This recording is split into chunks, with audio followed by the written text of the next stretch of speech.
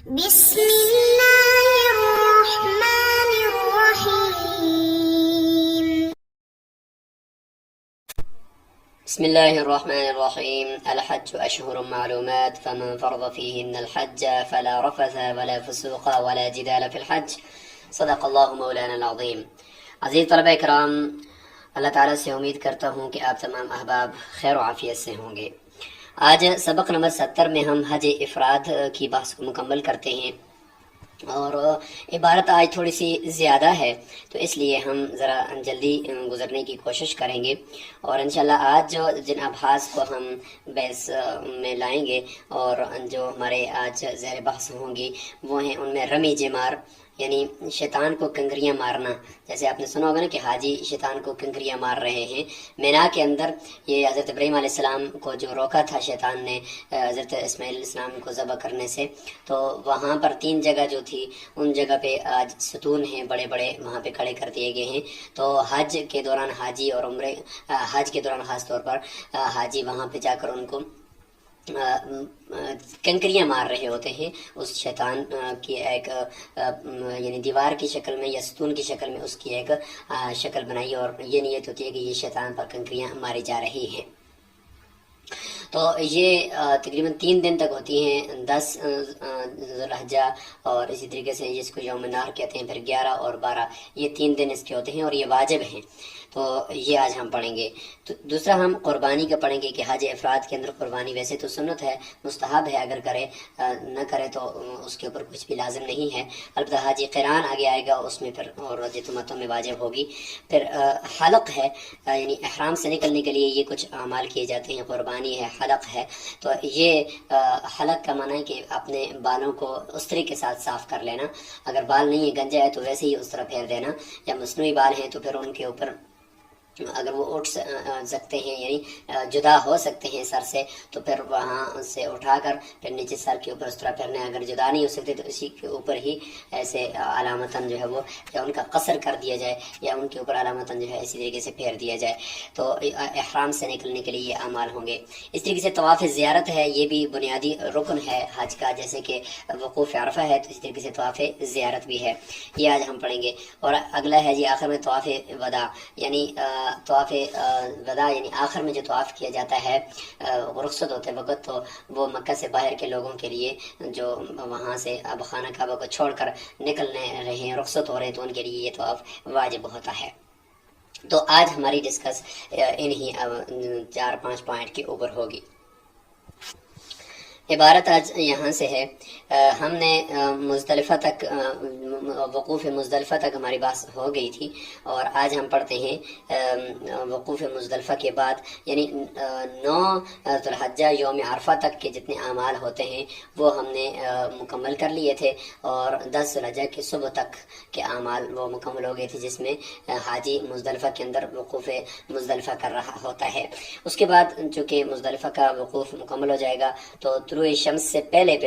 وہ وہاں سے نکلے گا اور مینا کی طرف آئے گا. اب آج چونکہ 10 ذو الحجہ ہے، یوم نحر ہے، تو آج اس نے کچھ اور اس کی مصروفیت ہوگی اور آج اس نے بہت سارے کام کرنے ہیں. اس لیے 10 ذو الحجہ کی طلوع شمس سے پہلے وہ وہاں سے نکلے گا مزدلفہ سے. ثم افاض الامام والناس معه، امام اور لوگ اس کے ساتھ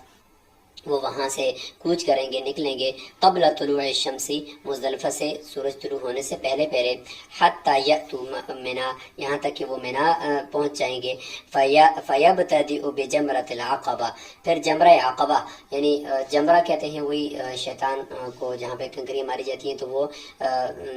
وہاں پہ آج ستون ہیں، 3 ستون ہیں، اور ادھر سے یعنی مکہ کے قریب ہے ایک، اور اس کو مطلب ہم یہ کہیں گے صغرا ہے، دوسرا درمیان میں وسطیٰ ہے، اور تیسرا جو ہے وہ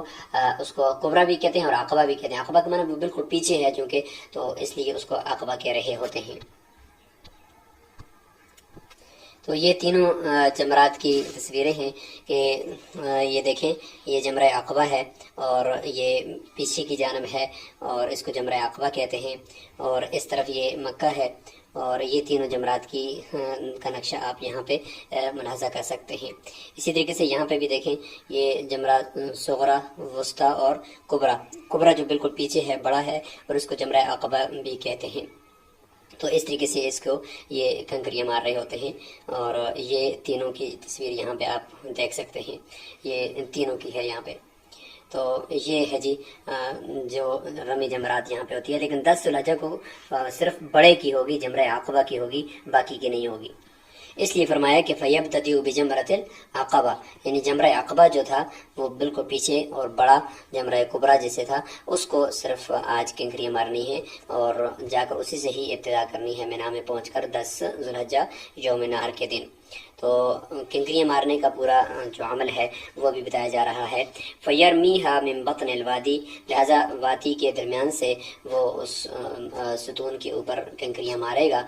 بِسَبْعِ حَصَيَاتٍ، 7 کنکریاں، مثل حصات الخزف، ٹھیکری جو ہوتی ہے، مٹی کی جو ٹھیکری ہوتی ہے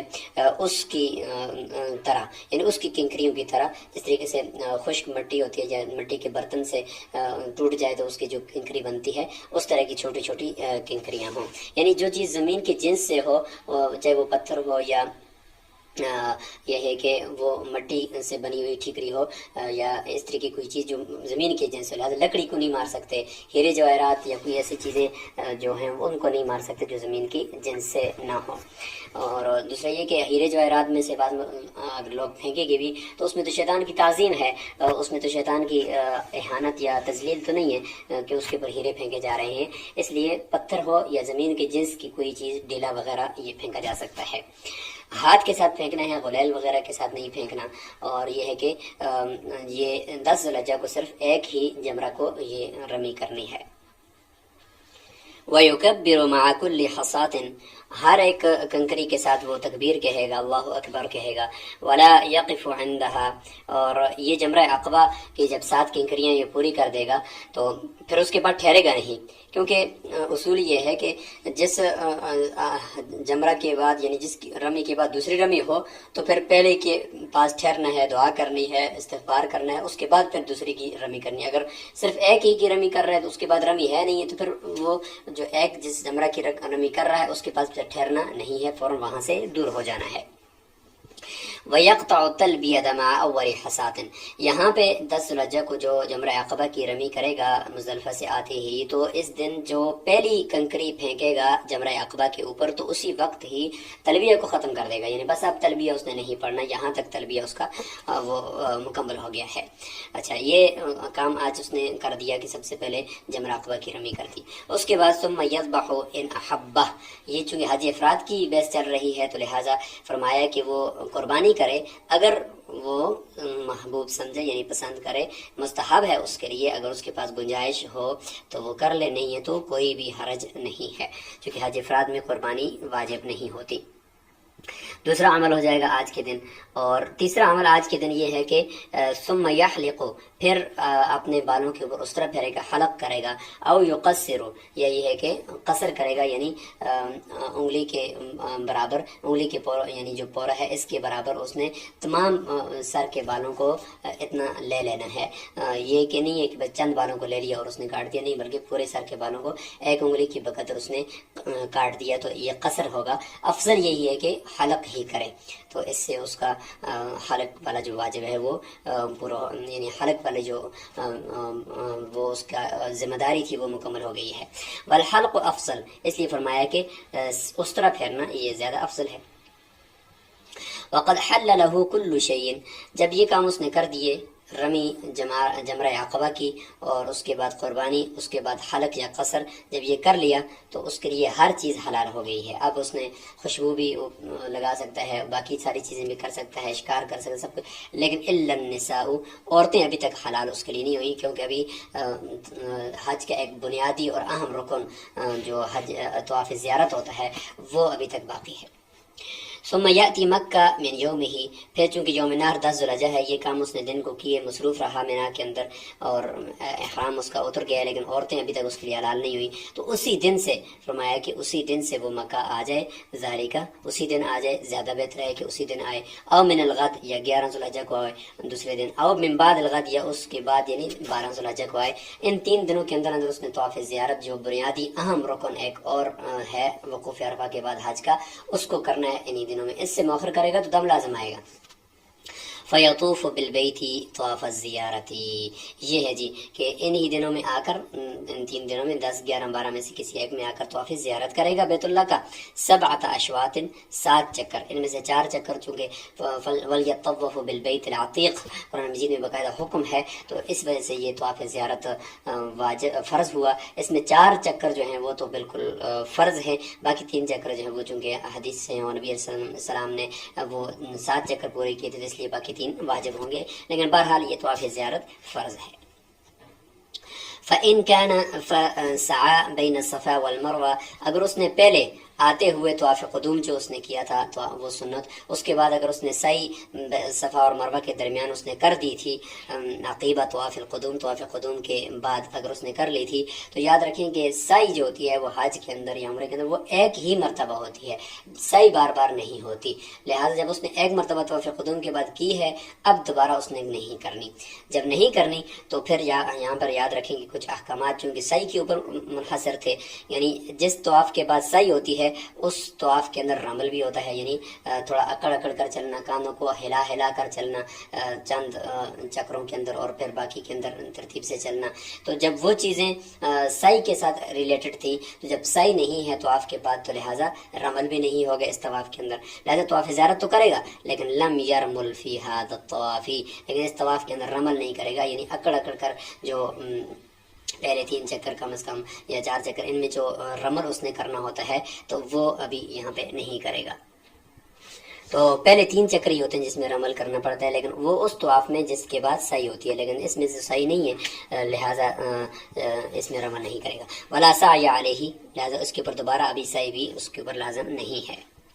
لہٰذا اگر وَإِن لَمْ يَكُنْ قَدَّمَ السَّعْيَ، اگر اس نے پہلے سعی کو مقدم نہیں کیا، طواف قدوم کے بعد اس نے سعی نہیں کی تھی تو سعی اس کی باقی ہے، یعنی کسی بھی صورت میں، جیسے کہ یہ بھی ہو سکتا ہے کہ سیدھا وہ عرفات چلا گیا تھا یا مینا چلا گیا تھا، وہ یعنی عرفات گیا ہے اور اس دوران اس نے یہاں خانہ کعبہ کی طرف یعنی مسجد حرام کی طرف آیا ہی نہیں تھا، لہٰذا اس وقت سعی رہ گئی تھی تو اب کر لے۔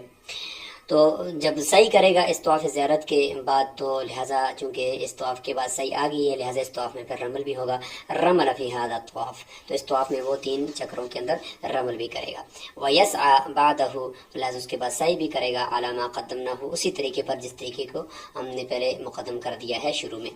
وَقَدْ حَلَّ لَهُ النِّسَاءُ، لہٰذا عورتیں ہی باقی تھیں کہ وہ ابھی تک عورتوں اس کے لیے حلال نہیں تھی، لیکن یہ طواف زیارت جو اہم رکن تھا اس کے ادا کرنے کے بعد اب عورتیں بھی اس کے لیے حلال ہو گئی ہیں۔ وَهَذَا الطَّوَافُ هُوَ الْمَفْرُوضُ فِي الْحَجِّ، یہ طواف زیارت یہ فرض ہے، یہ فرض قرار دیا گیا ہے حج کے اندر۔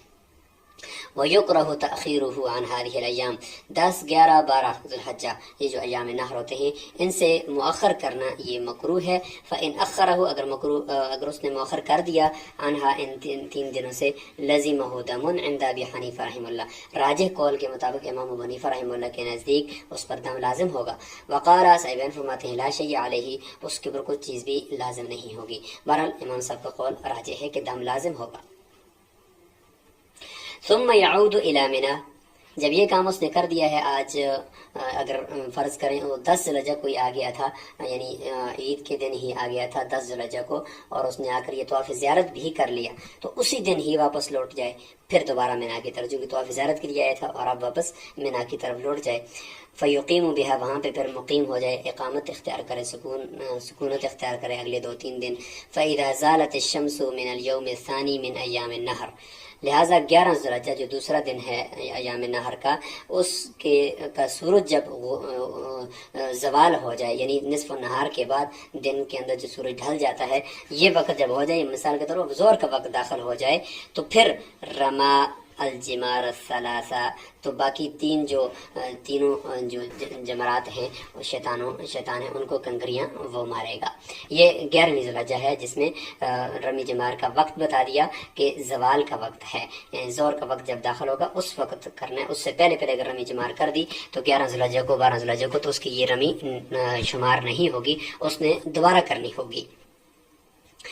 تو یہ ہو گیا۔ یبتدئ باللتی تلی المسجد، اس جمرہ سے ابتدا کرے گا جو مسجد خیف وہاں منا کے اندر ہے، مسجد خیف کے قریب جو ہے جمرہ اس سے سب سے پہلے ابتدا کرے گا۔ فیرمیھا بسبع خزیات، اس کو جو ہے وہ 3 کنکریاں مارے گا، اور اسی طریقے پر جو طریقہ ہم نے پیچھے جمرہ عقبہ کا آپ کو بتایا ہے کہ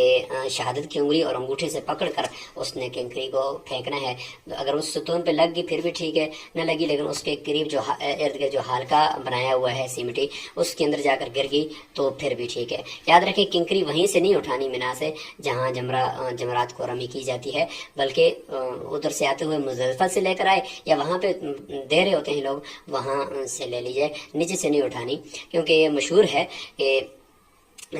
جس کا حج قبول نہیں ہوتا تو اس کی کنکری وہاں پہ نظر آ رہی ہوتی ہے پڑی ہوئی، اور جس کا حج قبول ہو جاتا ہے تو اس کی وہ فرشتے اٹھا لیتے ہیں۔ بہرحال یہ ایک ہے، لیکن یہ ہے کہ وہاں سے بہرحال نہ اٹھائے کیونکہ وہ ایک دفعہ استعمال ہو چکی ہوتی ہے۔ یکبر مع کل حصاۃ، ہر کنکری کے ساتھ وہ تکبیر کہے گا۔ ثم یقف عندها، پھر یہ پہلے جمرہ کے پاس اس نے رکنا ہے اور اس کے بعد رک کر فیدعو، دعا کرے گا، استغفار کرے گا۔ کیوں؟ اس لیے کہ جس رمی کے بعد دوسری رمی ہو تو پھر پہلی رمی کرنے کے بعد رکنا ہوتا ہے، لہٰذا اگر رمی کے بعد رمی نہ ہو تو پھر نہیں رکنا ہوتا۔ ثم یرمی التی تلیھا مثل ذلک، اس کے بعد پھر اسی طریقے سے جس طریقے سے پہلے کو رمی کی اس طریقے سے اس کے ساتھ والے کو اس کے ساتھ والا جو ملا ہوا درمیان والا ہے جمرہ اس کو وہ رمی کرے گا، اور درمیان میں جو ہے وہ پیدل چلے، یہ زیادہ اس کے لیے اچھا ہے۔ وَيَقِفُ عِنْدَهَا، اور اس کے پاس بھی ٹھہرے گا کیونکہ ابھی تیسرے کو بھی رمی کرنی ہے۔ ثُمَّ يَرْمِي جَمْرَةَ الْعَقَبَةِ كَذَلِكَ، پھر اس کے بعد جمرہ عقبہ کو بھی اسی طریقے سے رمی کرے گا، جس کو اس نے کل 10 ذو الحجہ کو رمی کی تھی اس کو بھی جا کر کرے گا اسی طریقے سے 7 کنکریاں۔ وَلَا يَقِفُ عِنْدَهَا، لیکن اس کے پاس نہیں ٹھہرے گا کیونکہ اب اس کے بعد چوتھی تو رمی نہیں ہے، لہٰذا اس کے پاس ٹھہرنے کی ضرورت نہیں ہے، دعا کرنے کی یہاں پہ ضرورت نہیں ہے۔ فَإِذَا كَانَ مِنَ الْغَدِ، اچھا یہ ٹھہرنا نہ ٹھہرنا یہ اس کے اندر ایک حکمت یہ ہے کہ پہلی رمی کے بعد جب دوسری رمی آئے گی تو ظاہر ہے کہ پچھلے اور بہت بار رش ہے، لوگ رمی کر رہے ہیں، تو کہیں یہ اگر ایسا ہوگا کہ وہ تیسری رمی کے بعد بھی وہ وہاں پہ ٹھہرا رہے گا تو ایک بہت بڑا رش لگ جائے گا، اس لیے بتایا کہ بھائی یہاں پہ اب نہیں ٹھہرو۔ ولا يقف عند فإذا كان من الغد، لہٰذا جب اس کے بعد کا دن آئے گا یعنی 12 ذو الحجہ آئے گا، رمل جمار الثلاث بعد زوال الشمس كذلك، اسی طریقے سے 12 ذو الحجہ کی زوال کے بعد وہ تینوں جمرات کی رمی اسی ترتیب سے کرے گا جس ترتیب سے اس نے 11 کو کی ہے۔ وإذا أراد أن يتعجل النفر، اگر وہ ارادہ کرتا ہے کہ وہ جلدی چلا جائے یعنی 12 کو ہی چلا جائے یا 11 کو ہی چلا جائے واپس مکہ کی طرف، اور سفر آگے اس نے کرنا ہے تو نفر الی مکہ کی طرف نفر یعنی وہاں سے کوچ کر جائے۔ وَإِنْ أَرَادَ أَنْ يُقِيمَ، اگر وہ مینا کے اندر مقیم رہنا چاہتا ہے کچھ دن کے لیے تو رمل جمار الثلاثہ فی اليوم الرابع، لہٰذا چوتھا دن 13 ذو الحجہ ہوتا ہے، یعنی 10 کے بعد 10 11 12 3 دن یہ ایام نار تھا، اور چوتھا دن جو کہا جاتا ہے وہ 13 ذو الحجہ کو کہا جاتا ہے، لہٰذا چوتھے دن وہ پھر رمی کرے گا بعد زوال الشمس كذلك، اسی طریقے سے سورج ڈھلنے کے بعد وہ اسی ترتیب سے کر رہا ہوگا، یعنی جتنے دن وہاں ٹھہرنا ہے خلاصہ یہ کہ اتنے دن اس نے رمی کرنی ہے۔ فَإِنْ قَدَّمَ الرَّمْيَ فِي هَذَا الْيَوْمِ، یعنی یہ جو چوتھا دن 13 ذو الحجہ ہے اس دن اگر اس نے رمی کو مقدم کر دیا کس سے؟ قبل زوال سے پہلے، اس نے زوال سے پہلے رمی کر لی ہے 13ویں ذو الحجہ کو، بعد طلوع فجر کے بعد، جاز عند ابی حنیفہ، امام صاحب کے نزدیک جائز ہے۔ وہ فرماتے ہیں کہ جب اس کو 13ویں دن رمی کرنا اس پر لازم بھی نہیں قرار دیا تو لہٰذا اگر وہ زوال سے پہلے کر لیتا ہے تو وقت کی بھی اس کے لیے کوئی قید نہیں ہونی چاہیے۔ سبین فرماتے ہیں کہ لا یجوز، اس کے لیے 13ویں ذو الحجہ کو بھی زوال سے پہلے رمی کرنا جائز نہیں ہے۔ وَيُكْرَهُ أَن يُقَدِّمَ الْإِنسَانُ ثِقْلَهُ إِلَى مکہ، یہاں پہ ثقل ہونا چاہیے زیادہ لفظ، ثقلہ الی مکہ، کہ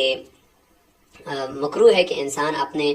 سامان کو اور اپنے بیگ وغیرہ کو وہ پہلے بھیج دے مکہ کی طرف، وَيَقِيمُ بِهَا، اور وہ مینا کے اندر خود مقیم رہے، حتی یرمیہ، یہاں تک کہ وہ رمی کرتا رہے. یعنی یہ اس کے لیے کہ بھئی وہ سامان اس کا آگے بھیجا ہوا ہے اور یہ مجبوری ایک طرح سے لگ رہی ہے کہ یہ مجبور یہاں پہ بیٹھا ہوا ہے، تو اس لیے فرمایا کہ اس طرح کرنا اس کے لیے مکروہ ہے. بہتر یہ ہے کہ وہ سارے کاموں کو مکمل کر کے، چونکہ ابھی وہ عبادات کے اندر ہے تو عبادات کے اندر اس کا دل پھر مشہور ہوگا کہ بھئی پتہ نہیں میرا سامان چوری نہ ہو جائے آگے، تو اس لیے یہ کام نہ کرے، تسلی کے ساتھ سارے اعمال کرے. فَإِذَا نَفَرَ إِلَى مَكَّةَ، لہذا جب اس نے مکہ کی طرف کوچ کر دیا، نزل بالمحصب، تو وادی محصب کے اندر جا کر وہ اس نے اترنا ہے. وادی محصب کون سی جگہ ہے؟ وہ بالکل مسجد حرام کے قریب ایک وادی ہے، اس میں وہ جا کر اترے گا. یہ ہے وادی محصب، اس میں جا کر حاجی نے اترنا ہے. یہ سنت ہے کہ حضور صلی اللہ علیہ وسلم یہیں اترے تھے. یہ اس کی ایک اور پکچر ہے. تو اس جگہ پہ اس نے جا کر اترنا ہے اور اس کے بعد پھر آگے اس نے طواف وداع کرنا ہے.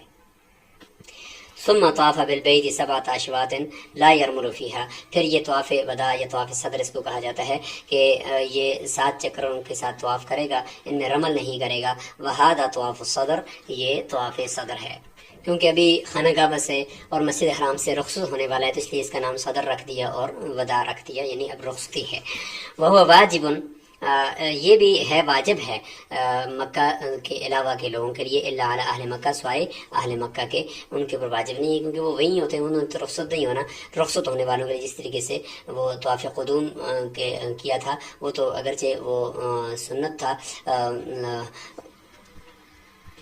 لیکن یہ واجب ہے. ثم يعود الى اہلہ، پھر وہ اپنے گھر والوں کی طرف لوٹ جائے گا جہاں پہ اس نے اسٹے کیا ہوا ہے. یعنی یہ بتانا مقصود ہے کہ وہ مسجد حرام کے قریب اپنے ٹھہرے، اگر وہ جمع کرنا ہے اس نے یا کچھ بھی کرنا ہے تو وہ وہاں پہ قریب میں نہ کرے بلکہ اس جگہ سے دور ہو جائے. فإن لم يدخل المحرم مکہ، اگر اب کچھ معروضی کچھ متفرق مسائل بیان کر رہے ہیں کہ اگر محرم جو ہے وہ مکہ کے اندر داخل نہیں ہوا تھا شروع میں، بلکہ وتوجہ الى عرفات، عرفات کی طرف چلا گیا تھا، ووقف بها على ما قدمناه، اور اس نے وہیں جا کر وقوف عرفہ کر دی اسی ترتیب پر جو ترتیب ہم نے پہلے ذکر کی ہے. سقط عنہ طواف القدوم، تو طواف قدوم اس سے ساقط ہو جائے گا کیونکہ وہ مکہ